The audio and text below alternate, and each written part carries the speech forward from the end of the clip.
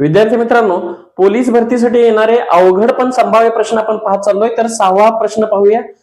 1,11,111 रुपये मुद्दलाची सरळ व्याजाने 10.8 दराने 5 पट होण्यास किती वर्ष लागतील?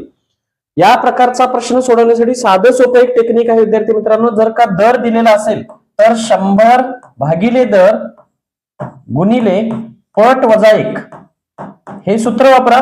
तुम्हाला किती वर्ष लागणार आहेत 5 पट होण्यास ते आपोआप उत्तर येईल.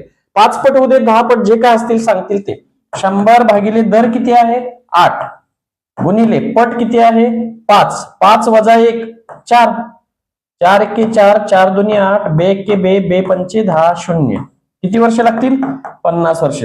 म्हणजे 1,11,111 रुपयांची जर 5 पट व्हायची असेल तर 50 वर्ष लागतील.